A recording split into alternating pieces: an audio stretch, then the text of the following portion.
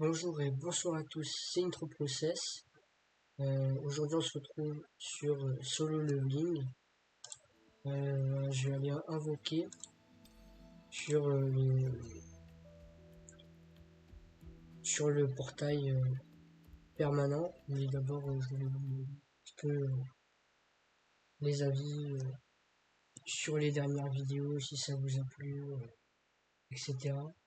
En ce moment je suis un petit peu malade, c'est pour ça que voilà, il y aura peut-être des sorties un peu plus récentes, mais je vais surtout me reposer.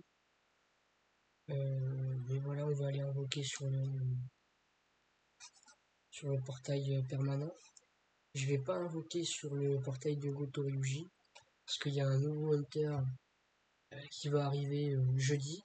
Ou le jeudi, c'est les jours de mise à jour et d'update. Je préfère garder mes cristaux et mes différents tickets pour invoquer sur le nouveau personnage. Ça sera un personnage féminin et elle sera d'affinité water, du coup eau. Je prévois de sortir une vidéo pour invoquer tout simplement. Et après les tirages du coup personnalisés, je vous parlerai de la nouvelle arme qui est sortie. C'est coupe-vent, je crois. Si je l'obtiens, je vous parlerai de ses passifs, de savoir si c'est intéressant de l'avoir. Parce que c'est une arme qui buff surtout les dagues de Baran, mais qui buff aussi très légèrement les autres armes, mais qui privilégie bien plus l'arme, l'arme, les dagues de Baran. Voilà, donc je pense que je vais le mettre en... Non, je vais pas le mettre en setup ici. Par contre, Non, je vais pas le mettre en setup. Vu que là, je vais bientôt voir les 5 doublons sur Phoenix. C'est un peu important quand même. Du coup, je vais invoquer sur les deux portails là. Là, on est parti sur les personnalisés. Du coup, je voulais aussi avoir un petit peu de retour par rapport aux autres vidéos. Savoir si ça vaut le coup que je continue. Si pour vous c'est divertissant ou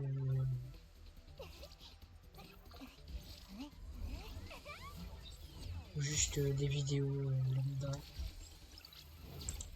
Je sais même pas si vous avez commencé le jeu. Voilà. Il y a aussi... Alors, j'ai fait beaucoup de vidéos. Enfin, beaucoup... Et non. Mais quand vous voyez ces os de taux là, voilà. C'est que ça change les taux juste ici. Et 12,8%. Voilà. Ok, c'est ça. Il y en a un seul, c'est ça. Ici, ok, c'est un personnage.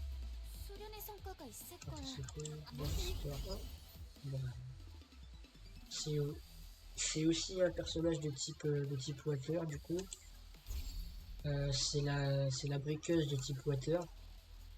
Aujourd'hui c'est compliqué de jouer la team water parce que du coup il y a le support qui est encore viable à peu près. Et le DPS c'est Alicia. Alicia elle est vraiment plus très forte. Elle est pas 3 SR. Quand c'est déjà fini. On passe aux armes. C'est parti. Là on a une ulti sur l'arme du coup. On n'aura rien. Voilà, 10 000 qui d'après voilà. Là en ce moment j'essaie de me dépêcher sur le montage le montage de la vidéo des ombres. Parce que cette vidéo, sans montage, elle n'est pas exploitable. Voilà. Maintenant, on va passer par rapport à l'arme, par rapport à ses passifs, etc.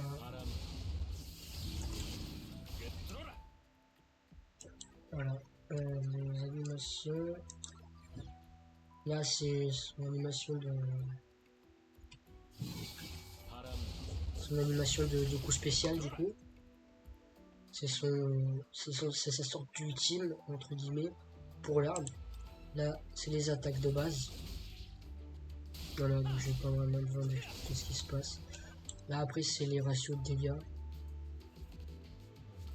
Là, c'est l'attaque de noyau. Qui fait plus de dégâts, évidemment.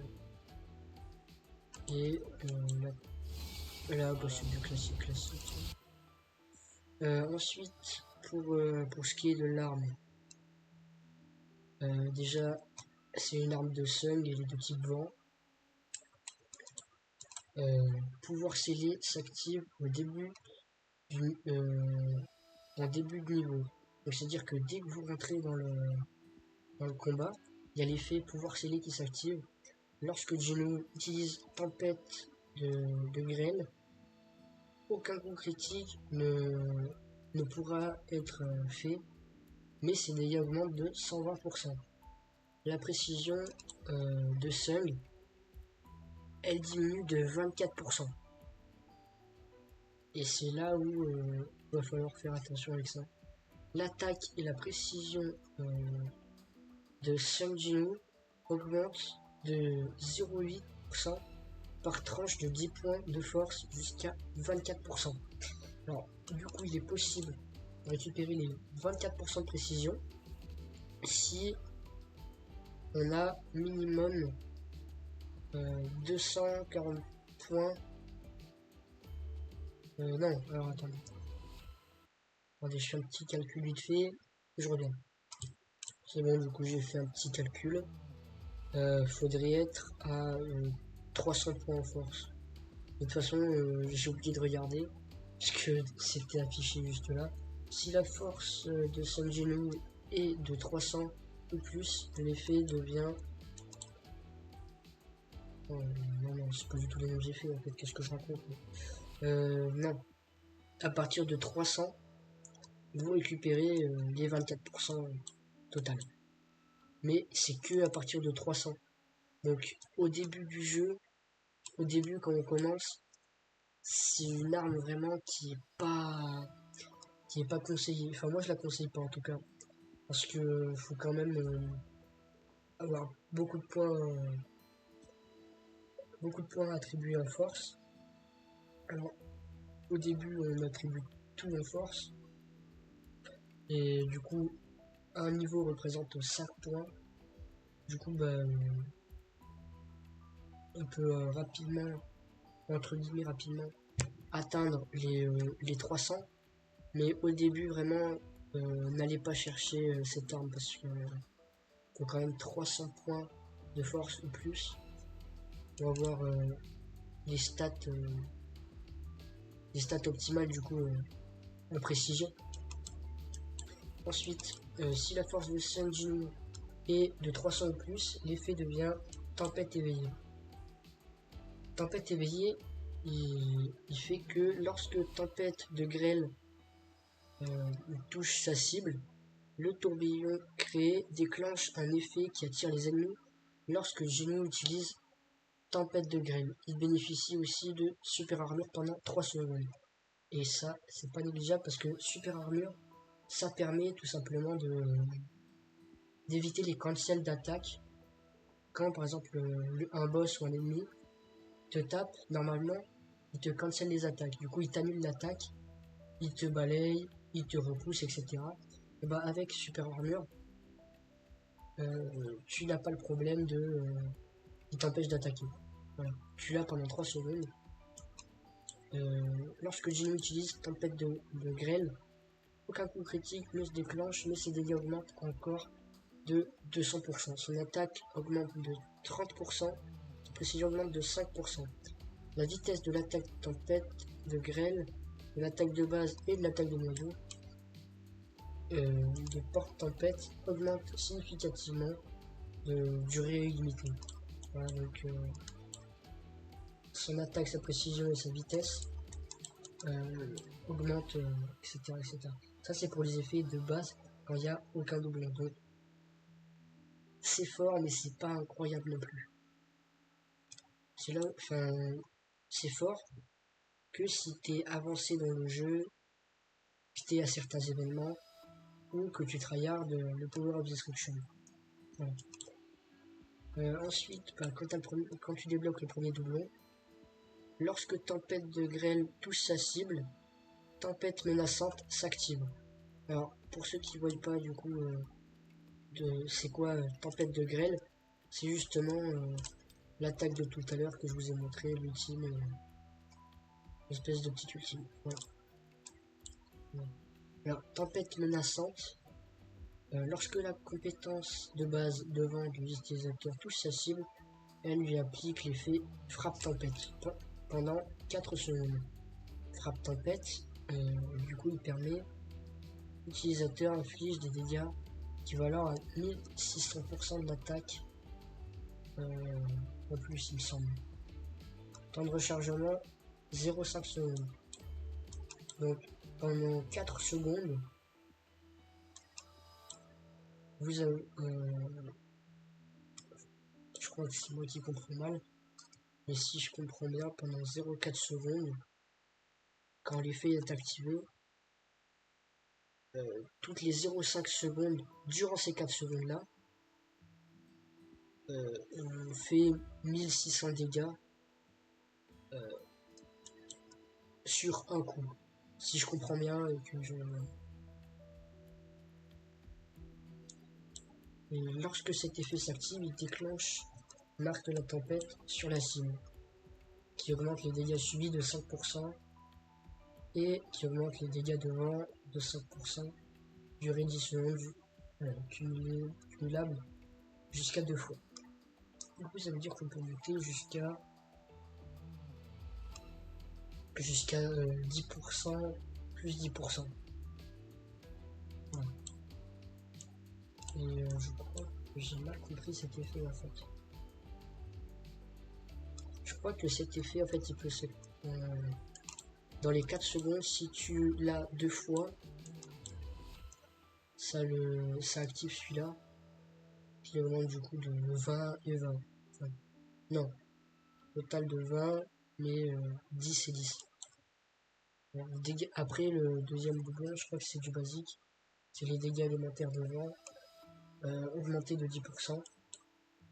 Le troisième, utilisation de tempête de grêle, diminue les dégâts subis par l'utilisateur de 50% pendant 3 secondes et améliore l'effet marque de tempête qui passe de 5%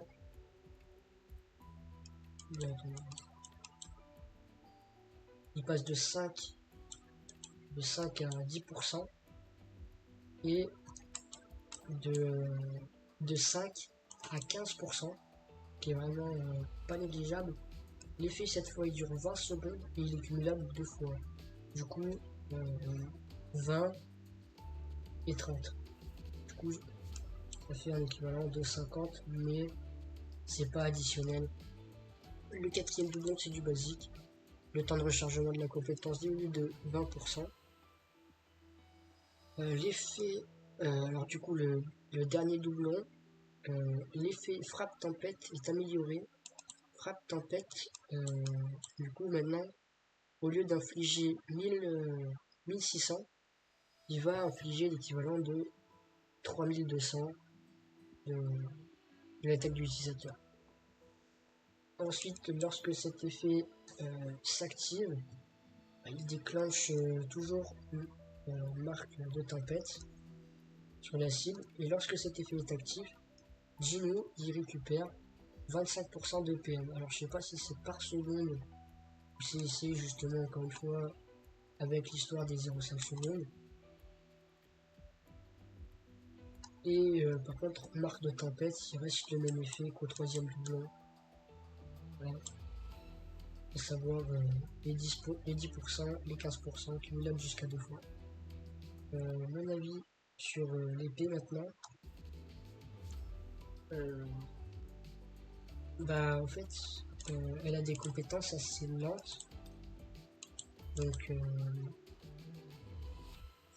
c'est un peu compliqué pour moi de dire si c'est une bonne arme ou pas. Parce que là, vous voyez, là elle a des... Ses attaques, elles sont vachement lentes quand même. Donc certes, sa vitesse elle est augmentée, etc. Mais voyez, là, c'est un petit peu... Après, ça change pas tellement des compétences, compétences tout ça. Par exemple, forcément une épée, ça change des dagues, tout ça. Et voilà, c'est un combo à faire, je pense, avec dagues de Baran. Après avoir justement utilisé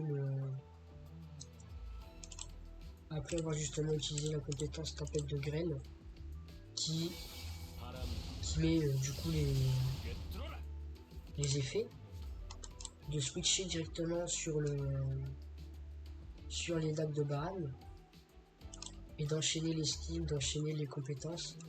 Parce qu'en général, quand on part avec des mono-armes, c'est que on a les faiblesses recommandées, du coup, vent. Voilà. Du coup, je pense qu'on partirait plus sur une arme de milieu, fin de jeu. Pas de début, ça c'est sûr. Parce que au début, perdre 24% de précision, pour moi c'est vraiment pas incroyable. Et puis surtout au début du jeu, on n'a pas vraiment de faiblesse vent. C'est dans les événements à venir, du coup, plus par exemple plus l'atelier de la lumière brillante. Par exemple Baran, lui il a une faiblesse élément vent par exemple. Contre lui je pense que ça pourrait être pas mal. Après, moi je kiffe Bourrico parce qu'en général on joue l'élément d'arc. Et d'ailleurs je prépare une vidéo par rapport à Baran, roi démon, puisque j'ai réussi à le faire en mode difficile. Voilà, je pense que Vulcan, je le ferai jamais en mode difficile. Non pas qu'il soit trop fort pour moi, bien au contraire. Mais je pense tout simplement que vu que j'ai le dernier palier qui donne beaucoup plus de récompenses que Vulcan, pour moi ça ne vaut pas le coup d'aller chercher des récompenses sur Vulcan.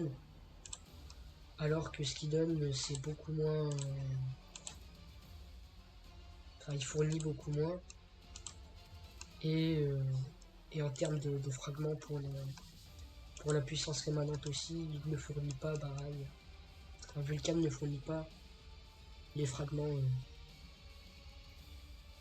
Voilà. Donc pour moi, cette arme elle va être utilisée en puissance de destruction. Boss de guild, c'est avoir les strates de boss, si elles changent ou pas. Atelier de la lumière brillante, on le jouera pratiquement pas vu qu'on préférera plus jouer des affinités d'arc du coup ténèbres. Simulateur de portail, on ne joue pas seul, on joue les chasseurs. Et dans les différents événements, ça dépend. Mission de rappel et donjon éphémère, en fait, on se fout un petit peu des armes. Ce qui nous intéresse, c'est d'avoir les artefacts à la fin. Après, un mode où ça pourrait peut-être avoir son importance, c'est dans le champ de bataille du temps. Alors, pas forcément dans les défis, mais plus voilà, contre les boss, essayer de gagner du temps, grappiller, tout ça, avec certains effets. Voilà, c'était mon avis. Maintenant, moi, je vous tiens au courant par rapport à la mise à jour de jeudi. Il me semble que c'est jeudi la mise à jour. Oui, où, où il y aura le nouveau personnage féminin Water. Et c'est justement celle qui nous accueille. Bah, c'est ce personnage-là qui arrive dans le jeu. C'est celle qui nous accueille au début, quand on arrive dans le jeu. Voilà. Donc je ferai de mon mieux pour avoir le maximum de cristaux violets pour aller invoquer sur, sur le futur Hunter. Alors évidemment, les tests de chasseurs, un jour j'en ferai quand j'aurai les bons stuff. Parce qu'en ce moment, il y a aussi eu une news qui est tombée. Ça aussi, j'en ai pas trop parlé parce que je sais pas trop si vous voulez que j'en parle. Mais il y a des news qui arrivent dans le jeu qui concernent les artefacts. Et concernant les artefacts, bah, on pourra augmenter leur niveau. Alors, pour que ce soit un peu plus clair, je vais mettre tiens, voilà, sur le support de type O, voilà, comme ça. Alors, il y a différents niveaux. Voilà, là il y a le niveau 75 et au-dessus il y a le plus 10 ou le plus quelque chose. Ça dépend de combien vous améliorez, voilà, cible, etc. Là, on pourra augmenter le niveau de base. Je sais pas encore jusqu'à où ni quand. Voilà. Apparemment, on pourra les augmenter et on pourra aussi les obtenir déjà au niveau plus haut. Voilà. Donc, si vous avez commencé le jeu et que vous avez des artefacts disponibles, attendez avant de commencer le farm d'artefacts. Bien sûr, ce ne sera pas un palier accessible tout de suite pour les nouveaux joueurs, évidemment. Mais vu que les artefacts vont augmenter de niveau, il va, je pense, y avoir des nouveaux paliers qui vont apparaître dans les missions de rappel et les donjons éphémères. Voilà. Parce que de base, on avait déjà... Avant, ça s'arrêtait au niveau 75 pour les équipements de base et maximum niveau 78 pour les stocks de Vulcan. Voilà. Mais vu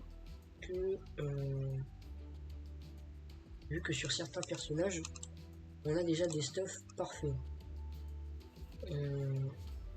est-ce qu'il vaut mieux en farmer d'autres et les laisser tomber? Je ne pense pas. Je pense plutôt qu'il faudra privilégier les augmentations de niveau. Ce n'est que mon avis. C'est pour ça que moi je garde toutes les clés pour avoir toutes les informations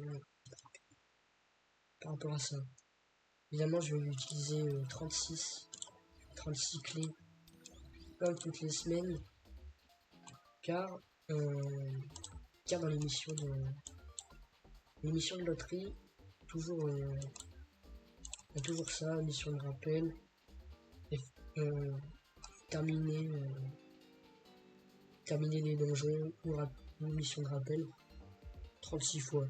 Ça rapporte 7. Voilà, c'est une fois par semaine, du coup, je pense que je vais le faire et après que je vais stack mes clés pour le début de la semaine sur le leveling. Du coup, dans 4 jours. Voilà. Et aussi, pour l'instant, j'ai réussi à avoir 2 multi. J'essaierai d'en avoir plus, évidemment. Voilà, j'ai pas plus de choses à dire. À part ce que je dis d'habitude. Je vous souhaite une bonne journée, une bonne soirée au moment où vous regardez la vidéo. C'était Intro Process. Ciao, ciao!